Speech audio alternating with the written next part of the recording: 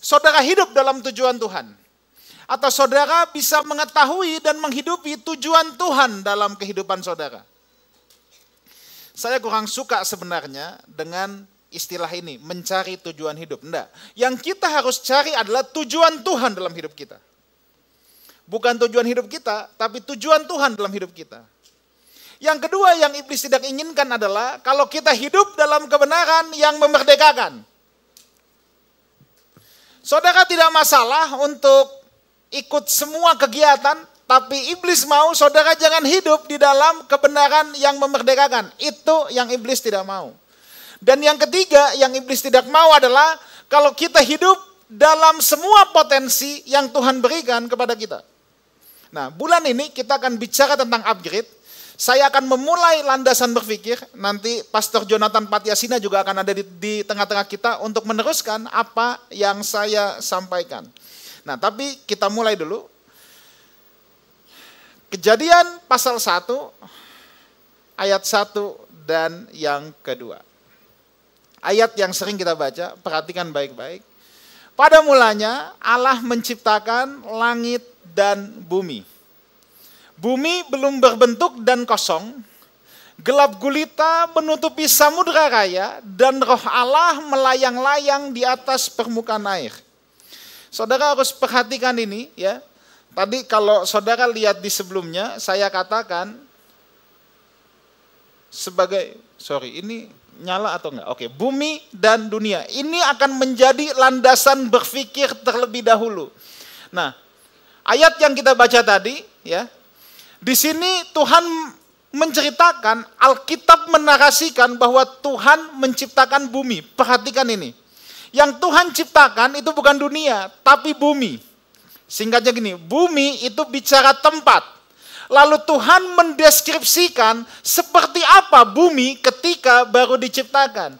Bumi belum berbentuk, katanya masih tohu, ya, itu masih kosong, masih formless, penuh kebingungan, emptiness, penuh kekosongan. Lalu belum berbentuk dan kosong, ya, kosong itu bohu kata yang digunakan, masih dangkal, masih hancur total, belum ada apa-apanya. Lalu yang ketiga dikatakan gelap gulita atau kosyek, kegelapan, tidak terlihat, hancur, kematian, kebodohan, kepedihan. Tuhan menciptakan bumi dan beginilah kondisi bumi ketika Tuhan ciptakan. Nah, saudara harus tahu bahwa yang Tuhan ciptakan itu adalah bumi.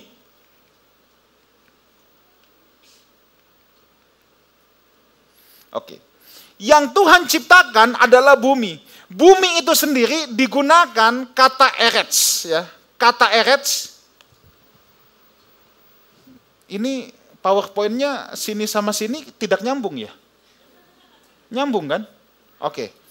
Apa yang Tuhan ciptakan itu bumi. Bumi dalam Alkitab digunakan kata eretz. Kata eretz itu 2191 kali muncul dalam perjanjian lama. Nah, dan saudara harus tahu ini bahwa yang Tuhan ciptakan bumi dan semua yang ada di dalam bumi adalah kepunyaan Tuhan. Tuhan ciptakan bumi itu materi bentuknya. Materi itu artinya bisa dilihat, bisa diraba, bisa dirasa. Itu materi. Tuhan adalah roh, manusia tidak diciptakan, hanya roh doang. Manusia punya tubuh. Nah, Tuhan kasih bumi itu untuk manusia. Jadi saudara tangkap dulu ini bahwa semua yang ada di bumi itu kepunyaan Tuhan selama-lamanya. Semua sumber daya alam yang ada di bumi ini adalah kepunyaannya Tuhan. Dan itu tidak pernah menjadi milik siapa-siapa selain milik Tuhan. Oke, nah bumi yang Tuhan ciptakan adalah tempat kehendaknya terlaksana dan bumi adalah tempat kerajaannya untuk ditegakkan. Dan sejak semula narasi Tuhan, bumi diciptakan untuk dihuni dan didiami oleh manusia. Saudara pasti sudah sering dengar saya mengatakan bahwa saudara tidak akan temukan di Alkitab bahwa sorga diciptakan untuk didiami manusia. Enggak. Yang diciptakan untuk didiami oleh manusia sejak semula adalah bumi. Dan sampai selama-lamanya tempat tinggal kita adalah bumi. Halo? Mungkin saudara bilang, bukannya katanya mati masuk surga. Ya, kita pinjem dulu lah terminologi surga itu. Tapi kalau saudara baca Alkitab baik-baik, nanti kita tinggal di langit yang baru dan bumi yang baru. Tetap narasinya adalah bumi. Sebab yang sifatnya materi itu adalah bumi. Kalau nanti kita ngomong tentang surga itu panjang lagi. Kalau saudara hanya membayangkan surga adalah sebuah tempat, maka kalau saya kasih pertanyaan lanjutannya, orang suka bingung. Kalau surga adalah tempat, bagaimana kita menjelaskan bahwa ada sesuatu yang lebih besar daripada Tuhan? Halo? Loh, ya kan? Kalau kita berpikir surga itu hanya tempat, surga tempat kediaman Tuhan. Oke, bagaimana bisa ada suatu tempat yang lebih besar daripada Tuhan?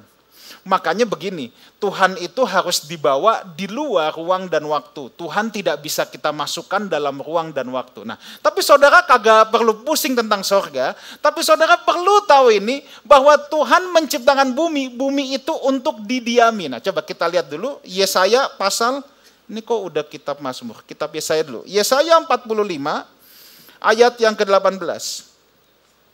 Beginilah firman Tuhan, yang menciptakan langit, dialah Allah yang membentuk bumi dan menjadikannya dan menegakkannya. Ia menciptakannya bukan supaya kosong, garis bawahi itu. Tetapi ia membentuknya untuk apa?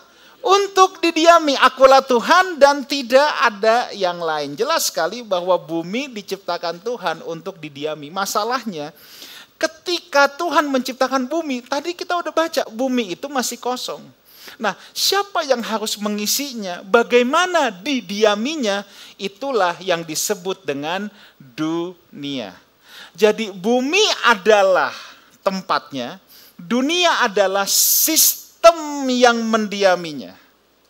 Oke, kita bedakan dulu ini. Ini sangat penting, saudara, ya.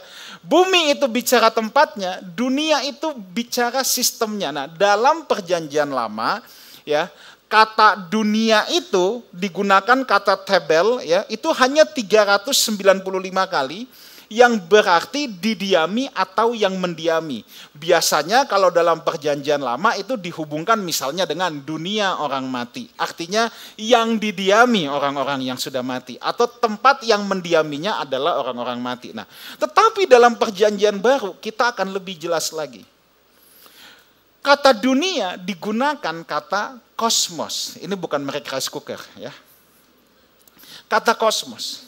Kalau bumi yang menunjuk pada tempat itu biasanya digunakan kata ge. Tapi ini yang digunakan kata kosmos. Dunia itu bukan tempat. Dunia itu sistem yang ada di dalam bumi. Jadi dunia tidak akan ada tanpa bumi. Sebab dunia itu bukan tempat. Dan bumi tidak akan bisa dinikmati secara maksimal, ya. Bumi tidak akan ada apa-apanya di dalam bumi kalau tidak ada dunia. Oke? Saudara jangan bingung dulu. Saya ulang lagi, bumi itu tempat, dunia itu sistemnya. Tanpa bumi, dunia tidak akan ada. Karena dunia itu perlu bumi, kan dunia itu bukan tempat. Tapi tanpa dunia, bumi itu tidak ada apa-apanya, hanya kosong, gelap, dan tidak berbentuk, yang seperti kita baca tadi. Oke, nah kata kosmos sendiri dalam bahasa Yunani itu memang semesta, world affair, inhabitants of the world, order, government, pemerintahan yang ada di dalamnya. Jadi dunia pada dasarnya adalah sistem yang dikembangkan oleh yang mendiami bumi untuk dijadikan tempat yang didiami dengan baik. Oke, supaya bumi bisa didiami dengan baik. Coba kita lihat Mazmur 24 ayat yang pertama. Saya kasih landasan teori dulu, saudara sabar. Nanti kita akan masuk kepada aplikatifnya. Saya akan jelaskan dan saudara akan semakin memahami.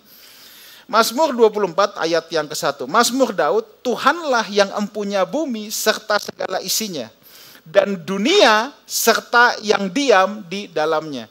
Tadi saya katakan bumi adalah planet fisik, semuanya yang ada di bumi ini, saudara mau bilang apa, mau bilang emas, tembaga, permata, itu semua kepunyaan Tuhan. Seharusnya yang membentuk dunia itu adalah manusia. Tetapi masalah terjadi ketika manusia jatuh ke dalam dosa. Bukankah manusia yang seharusnya berkuasa? Ya kan? Kejadian 1 ayat 26, manusia itu yang diciptakan, yang berkuasa. Harusnya manusia yang membentuk sistemnya. Sistemnya apa? Sistem kerajaan Allah. Tetapi ketika manusia jatuh ke dalam dosa, sistem kerajaan Allah tidak lagi dipakai. Yang ada adalah sistem kegelapan. Maka saudara jangan bingung dengan ayat ini. Ini adalah ayat ketika Tuhan Yesus dicobai. Coba lihat. Kemudian ia membawa Yesus ke suatu tempat yang tinggi dan dalam sekejap mata ia memperlihatkan kepadanya semua kerajaan apa? Dunia, bukan kerajaan bumi. Kerajaan dunia. Kata iblis kepadanya, segala sesuatu itu serta kemuliaannya akan kuberikan kepadamu. Sebab semuanya itu telah diserahkan kepadaku. Loh, halo? Dengar baik ini. Bumi selamanya punya Tuhan. Ketika manusia jatuh ke dalam dosa, bumi tidak pernah jadi milik iblis. Tetapi yang ada dalam kendali iblis adalah dunia. Dan Alkitab katakan semuanya telah diserahkan kepadaku, kata iblis. Siapa yang menyerahkan? Loh, jangan bingung. Siapa yang menyerahkan itu kepada iblis? Manusia. Karena harusnya manusia yang berkuasa. Kejatuhan manusia ke dalam dosa, manusia menyerahkan itu kepada iblis. Dan itu sekarang semua menjadi dalam kuasa iblis. Dan iblis bilang, aku akan memberikannya kepada siapa saja yang ku kehendaki. So it's clear, bumi selamanya punya Tuhan. Tapi masalahnya dunia itu punyanya iblis. Dan manusia yang menyerahkan itu kepada iblis. Oke, kita teruskan.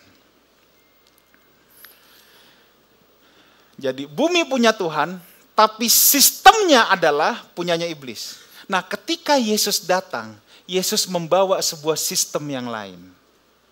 Yang disebut dengan sistem kerajaan. Coba lihat ini.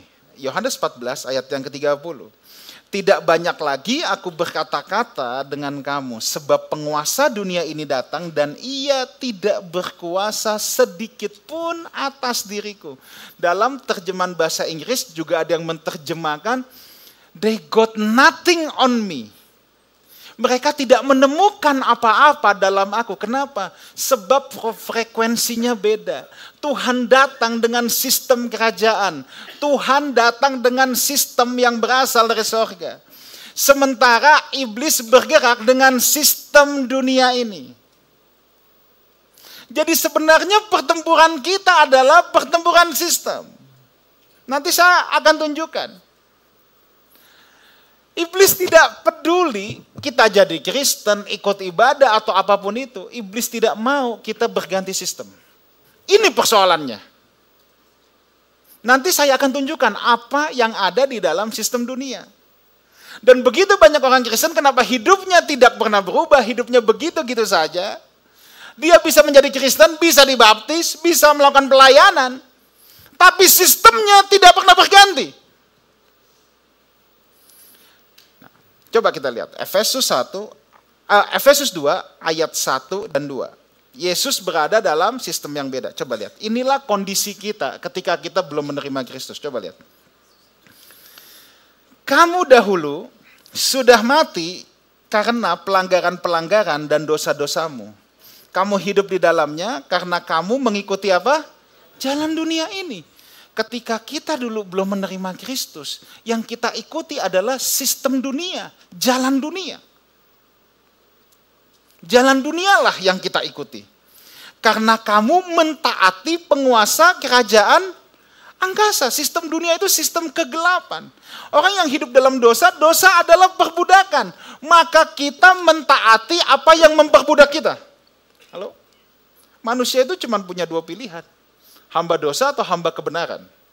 Dan kita hanya akan mentaati apa yang berkuasa atas kita. Orang-orang yang masih hidup dalam kegelapan itu mentaati penguasa angkasa, kata Alkitab. Makanya terikat dengan dosa. Kita harus mentaati apa yang mengikat kita. Kan begitu? Kalau kita terikat dengan kegelapan, kita mentaati jalan dunia ini. Kalau kita terikat dengan Tuhan, kita mentaati jalan-jalan Tuhan. Kan kira-kira begitu. Oke? Karena kamu mentaati penguasa kerajaan angkasa, yaitu roh yang sekarang sedang bekerja di antara orang-orang durhaka. Nah, apa yang terjadi sebenarnya ketika saudara menerima Kristus? Kolose 1 ayat 13. Saya jelaskan pelan-pelan, coba lihat. Nah, sebenarnya transfer kerajaan itu yang terjadi. Kolose 1 ayat yang ke-13. Ya. Saya harap saudara masih bisa mengikuti, karena kalau nggak ikutin dari awal pasti bingung ya. Ia telah melepaskan kita dari kuasa kegelapan dan memindahkan kita ke dalam kerajaan anaknya yang kekasih. New Living Translation menerjemahkan dengan for he has rescue, menolong kita, menyelamatkan kita from the kingdom of darkness and transferred us to the kingdom of his beloved son. Makanya tadi saya katakan, ketika saudara menerima Kristus, sebenarnya yang seharusnya terjadi adalah transfer kerajaan yang diikuti dengan perubahan sistem. Persoalan terjadi ketika kita tetap mau hidup dalam sistem yang lama. Ini masalah paling besar. Kenapa Tuhan mau kita berganti sistem? Kenapa Tuhan mau kita berganti sistem? Kita harus mengubah sistem dari sistem kegelapan kepada sistem kerajaan terang. 1 Yohanes 2 ayat 15-17, inilah yang ada di dalam sistem dunia itu.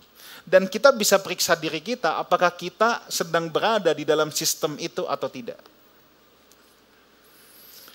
Oke, 1 Yohanes 2 ayat 15-17. Janganlah kamu mengasihi dunia dan apa yang ada di dalamnya. Jikalau orang mengasihi dunia, jadi mengasihi dunia itu bukannya kita mau cepat-cepat mati tinggalkan dunia, enggak. Again ya, ingat bumi dan dunia beda. Orang yang mengasihi dunia artinya apa? Dia hidup di dalam sistem kerajaan kegelapan. Itu mengasihi dunia. Karena kan muncul banyak teologi eskapis. Tahu teologi eskapis ya? Kalau dia udah frustasi hidup di dunia, maunya cepat-cepat pergi dari dunia ini, gitu kan? Tapi Alkitab tidak ngajarin begitu, itu masalahnya. Persoalannya banyak orang tetap mau hidup dalam sistem dunia. Nah, lihat apa yang Alkitab katakan. Janganlah kamu mengasihi dunia, bukan bumi, tapi dunia.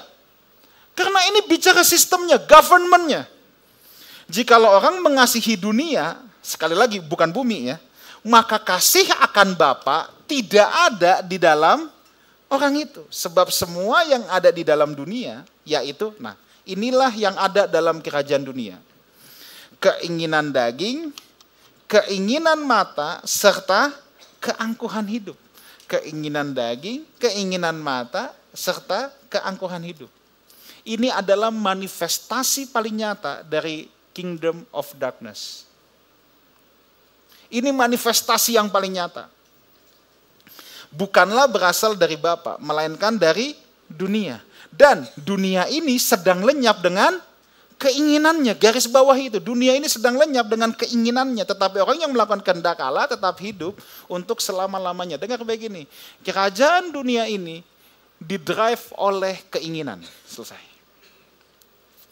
Kerajaan kegelapan didrive oleh keinginan. Dan untuk memperoleh keinginan itu, ya, sekarang ini digunakan apa? Uang. Makanya orang menjadi money oriented. Sebenarnya kan nggak ada yang salah dengan uang. Uang itu apa sih? Uang itu kan sebenarnya alat tukar.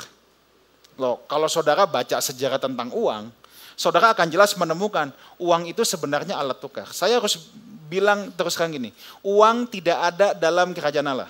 Sebab uang itu bukan sistem kerajaan Allah. Uang itu hanya alat tukar. Supaya saudara kemana-mana kagak perlu susah-susah bawa kambing, bawa sapi, ya kan?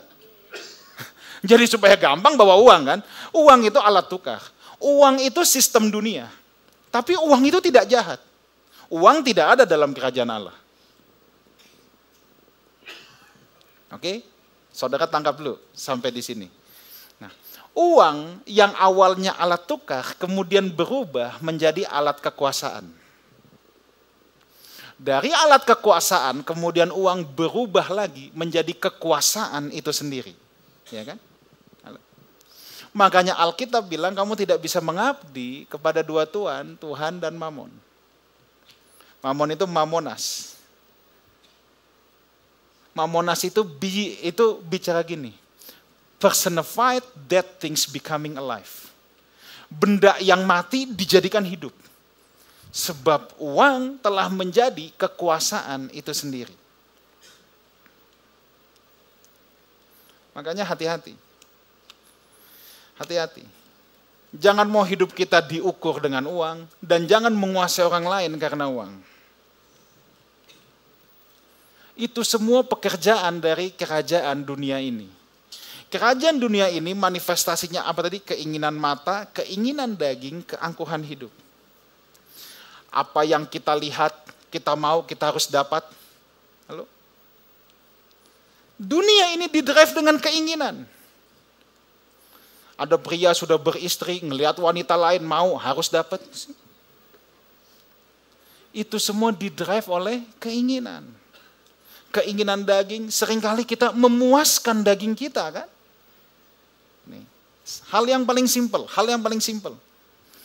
Kalau suami lagi marah sama istri, taruhlah istrinya bikin salah.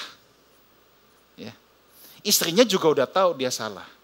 Orang bisa marah nggak? Bisa. Marah dosa nggak? Enggak. Tapi lihat marah yang gimana. Ada banyak orang marah itu kan untuk memuaskan daging. Ya nggak? Misalnya istri kita bikin salah.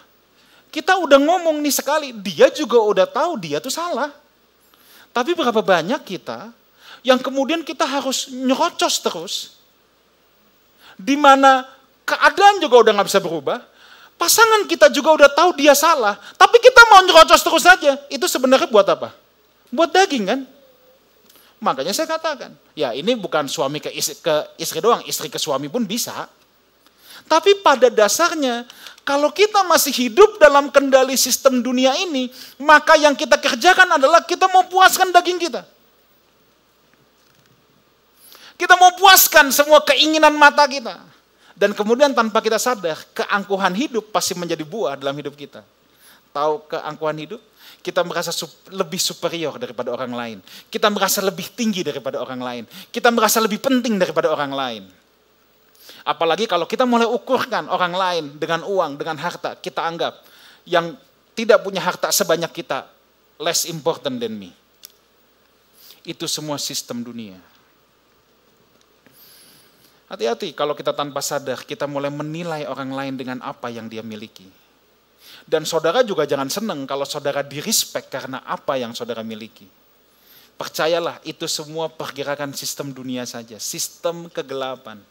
Kalau kita senang direspek, dihormati karena apa yang kita miliki, satu saat Anda tidak memiliki itu, orang tidak lagi menghormati Anda. Ya enggak? Yes. Sistem dunia selalu memberikan ukuran-ukuran itu. Keinginan mata, keinginan daging, dan keangkuhan hidup. Itu yang sistem dunia kerjakan buat kita. Sekarang, untuk berganti sistem, Tuhan katakan, 1 Yohanes 5, inilah yang akhirnya bisa mengalahkan sistem dunia itu. Dan kita harus berganti. Tuhan kasih capitalnya saudara. Sebab inilah kasih kepada Allah, yaitu bahwa kita menuruti perintah-perintahnya. Perintah-perintahnya itu tidak berat. Stop dulu. Mentaati firman berat gak? Halo? Berat gak? Kok Alkitab bilang tidak berat? Kenapa tidak berat? Berat atau enggak? Tapi kata Alkitab tidak berat. Nah ini kuncinya. 1, saudara diberikan Roh Kudus yang menuntun kepada segala kebenaran. 2, selama kita hidup dalam sistem yang lama, itu akan sangat berat. Sebab itu bukan habitatnya. Ikan kalau berenang di air itu akan melesat dengan cepat. Tapi kalau dia di darat, maju 1 meter aja susah. kita seringkali berasa taat itu berat karena kita tidak berganti sistem kita. Kita hanya berganti agama, tapi kita tidak berganti sistem. Yang kita ganti itu hanya agama, itu masalahnya. Tapi sistem tidak pernah kita ganti. Nah, coba baca dulu terus. Sebab semua yang lahir dari Allah, lihat, mengalahkan dunia. Dan inilah kemenangan yang mengalahkan apa? Dunia. Itu apa? Iman kita. Siapakah yang mengalahkan dunia selain daripada dia yang percaya bahwa Yesus adalah Allah. Adalah anak Allah. Apa yang mengalahkan sistem dunia? Iman kita. Apa itu iman? Nah, ini masalahnya. Roma 10 ayat 17 bilang, iman timbul dari pendengaran. Pendengaran oleh firman Kristus. Saya mau baca kita satu ayat lagi. 1 Petrus 1 ayat 23. 1 Petrus 1 ayat 23 ini ada hubungannya. Ya. Karena kamu telah dilahirkan kembali bukan dari benih yang fana, tetapi dari benih yang tidak fana oleh firman Allah. Yang hidup dan yang kekal. Jadi yang mengalahkan dunia adalah iman kita. Tapi iman kita itu timbulnya dari firman Allah, tapi masalahnya ketika kita dilahirkan kembali, yang Tuhan kasih adalah dalam bentuk benih. Dalam bentuk apa? Benih. Tahu benih? Benih itu kecil banget. Makanya orang itu menerima Yesus, dia tidak otomatis langsung bisa berpindah sistem dengan sendirinya. Sebab dia harus menumbuhkan iman yang ada di dalamnya. Dan iman itu cuma muncul dari pendengaran oleh firman Allah. Iman tidak pernah muncul dari kebutuhan pribadi Anda. Iman tidak pernah muncul dari kebutuhan hidup Anda. Iman muncul dari pendengaran akan firman Tuhan. Saudara tidak akan beriman cuman karena saudara sedang ada sakit penyakit lalu saudara bilang, aku beriman, aku sembuh. Itu berpikir positif, Pak. Iman saudara tidak akan timbul cuman karena kita lagi kurang uang terus kita berdoa, Tuhan aku beriman, aku dapat uang. Iman tidak timbul dari kebutuhan hidup. Tapi iman timbul dari pendengaran oleh firman Kristus. Dan yang Tuhan kasih adalah benih. Ketika benih itu tumbuh, itulah yang akan mengalahkan dunia. Selama itu tidak tumbuh dalam hidup kita, kita akan terus berada di sistem yang salah. Dan itulah yang membuat kita merasa sulit menghidupi firman Tuhan. Makanya kita perlu untuk hidup dalam kebenaran. Tadi di awal kan saya katakan ya, iblis tidak mau untuk kita hidup dalam kebenaran. Sekarang gimana kita bisa hidup dalam kebenaran kalau tahu aja enggak? Seringkali kita tidak suka dengan pengajaran firman Tuhan. Kita tidak suka, kita tuh hanya suka hal-hal yang pragmatis yang kemudian memenuhi keinginan kita. Ya atau ya? That's why kita selamanya bisa dangkal terus. Karena kita cuma senang apa yang memenuhi keinginan kita. Jawabannya sih keren, menjawab kebutuhan saya. Ingat, kerajaan dunia didrive oleh keinginan. Kerajaan Allah didrive oleh kepentingan sang raja. Beda. Nah, dalam perjalanan iman kita, saudara, selalu ada dua pihak yang menaburkan benih dalam hidup kita. Next slide. Ayat selanjutnya. Matius 13 ayat ke-25. Tetapi pada waktu semua orang tidur, datanglah musuhnya menaburkan benih lalang di antara gandum itu, lalu pergi. Kerajaan Allah menaburkan benih. Kerajaan kegelapan musuh juga selalu menaburkan benih. Selalu ada dua penaburan benih dalam kehidupan kita. Sekalipun saudara sudah menjadi Kristen, musuh tidak pernah berhenti untuk menaburkan benih dalam kehidupan kita. Ini yang harus kita tahu. Dan diperlukan disiplin rohani, diperlukan disiplin untuk kita mencabut, membersihkan semua benih yang ditaburkan oleh kegelapan. Kalau saudara senang berkebun, ya itu ada rumput liar yang namanya weeds. Dulu di Australia weeds itu tumbuhnya cepat banget dan weeds itu berduri. Kalau mau bersihinnya pun pakai sarung tangan, karena kalau dengan tangan telanjang, tangan kita pasti berdarah. Kalau kita tidak mendisiplinkan diri untuk mencabut weeds itu, maka kalau weeds itu tumbuh, weeds itu akan mencekik tanaman yang seharusnya ada di taman kita, yang kita mau tanaman itu tumbuh. Kalau kita tidak punya disiplin rohani itu banyak saudara. Berdoa itu disiplin rohani. Tertanam dalam komunitas itu disiplin rohani. Memberi itu disiplin rohani. Mentaati firman itu disiplin rohani. Kalau kita tidak membiasakan diri kita dalam hidup dalam sebuah disiplin rohani, maka weeds itu, lalang itu pasti tumbuh kemudian mencekik akan iman kita. Dan iman kita tidak pernah bisa mengalahkan dunia. Itu masalahnya. Tapi saudara mesti ingat ini, yang Tuhan berikan itu benih. Bentuknya potensi. Makanya tadi saya katakan, iblis tidak masalah saudara nyanyi, tapi saudara jangan mengembangkan potensi yang ada dalam kehidupan kita. Tuhan kasih bentuknya potensi. Karena Tuhan kasih bentuknya potensi, maka saya harus beritahu. Mungkin kita saat ini masih merasa hidupku belum maksimal. Tapi saudara harus tahu, dalam hidup kita ada potensi dari Allah. Dalam hidup kita ada potensi untuk menjadi berkat buat orang lain. Dalam hidup kita ada potensi untuk menggambarkan Tuhan dalam hidup kita. Baru-baru ini di Olimpiade kita semua tahu dalam pembukaannya perjamuan kudus, the Last Supper, di mocking, ya kan?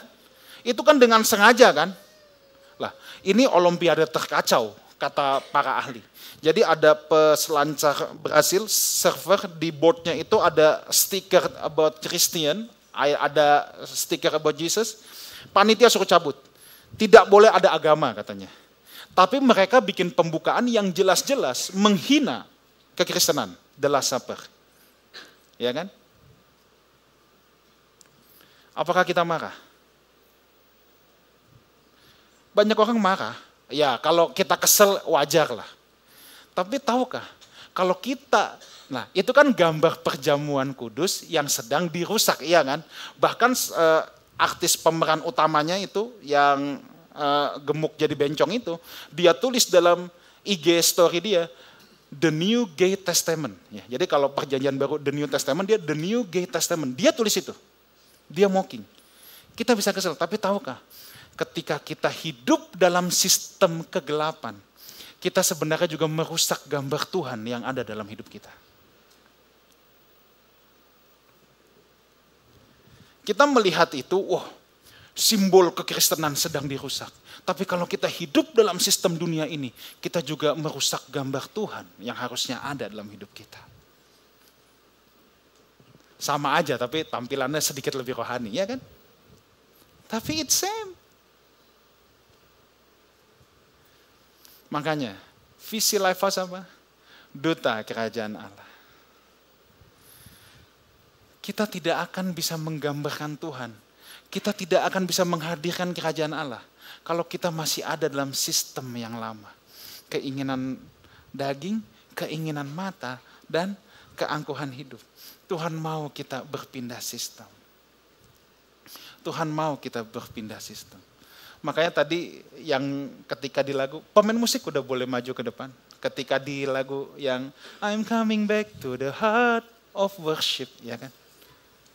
It's all about you. Semuanya tentang Tuhan. Ingat, sistem dunia ini didrive oleh keinginan. Pertanyaan saya, hidup Kristen kita didrive oleh apa sekarang? Coba kita tuh tanya dalam ibadah kita kepada Tuhan, ini tentang Yesus atau ini tentang aku? Itu yang akan paling menggambarkan kita sedang berada di sistem yang mana. Coba kita renungkan, kita datang ke gereja, kita menyembah Tuhan. Is it about Jesus atau is it about me? Kalau masih it's about me, berarti kita masih ada dalam sistem yang lama. Saya tutup dengan ucapan ini. Timothy Keller bilang gini, berhala adalah semua yang baik yang dijadikan ultimate, itu berhala dalam hidup. Semua yang baik kalau dijadikan berhala, semua yang baik kalau kita jadikan ultimate, itu berhala dalam hidup kita. Kerja baik nggak? Baik, tapi kalau itu jadi ultimate, tahu ultimate ya, yang paling penting, yang paling nomor satu, itu jadi berhala. Apapun itu. You name it, semua hal selain Tuhan yang baik, kalau saudara jadikan ultimate, itu jadi berhala dalam hidupmu. Itu bisa menjadi mamonas dalam hidup kita. Personified, dead things becoming alive. Hal yang harusnya mati, kita jadikan hidup. Itu berhala. Ubah sistemmu, ubah sistem kita. Ada benih firman Allah yang harus kita tumbuhkan. Dan itulah yang akan mengalahkan dunia. Sehingga kita bisa hidup dalam sistem yang baru. Amin.